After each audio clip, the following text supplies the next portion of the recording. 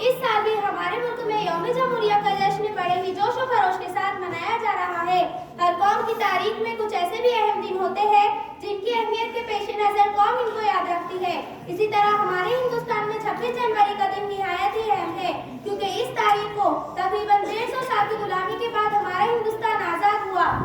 आजादी के रहनुमा और कौम के वीर नौजवानों को हम इस दिन याद करते हैं। इस दिन की अहमियत कौमी त्योहार की है। अपनी आजादी को हम मिटा सकते नहीं, अपनी आजादी को हम मिटा सकते नहीं, सर कटा सकते हैं लेकिन सर झुका सकते नहीं।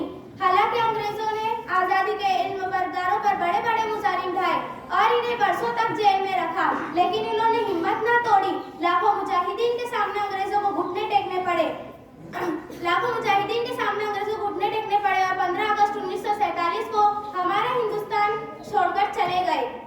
ये दस्तूर, ये आजादी हम हिंदुस्तानियों को इतनी आसानी से नहीं हासिल हुई थी। इसके लिए लाखों मुजाहिदीन को फांसी के फंदे पर चढ़ना पड़ा और कई लोगों को अपनी जान से हाथ धोना पड़ा।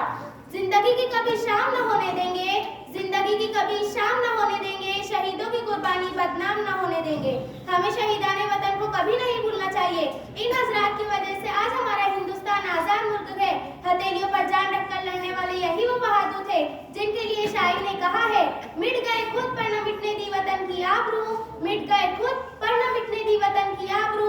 इन शहीदाने वतन को बार बार मेरा सलाम। दोस्तों, आजादी बड़ी नेमत है। आजादी का एक लम्हा गुलामी के 1000 साल की जिंदगी से कई गुना बेहतर है।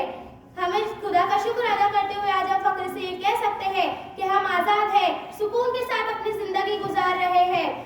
हमें और इस आजादी को कायम रखने के लिए हमें मिलजुल कर रहना चाहिए और पढ़ लिख कर वो काम करना चाहिए जिससे हमारे मुल्क का नाम रोशन हो, हमारे वालिदैन का नाम रोशन हो और हमारे असातिज़ा का नाम रोशन हो। अब इस शेर में मैं अपनी बात को खत्म करती हूँ। ये नफरत बुरी है न पालो इसे, ये नफरत बुरी है न पालो इसे, दिलों में खलिश है निकालो इसे। न तेरा न मेरा न इसका न उसका, न तेरा न मेरा न इसका न उसका, ये सबका वतन है बचा लो इसे। जय हिंद।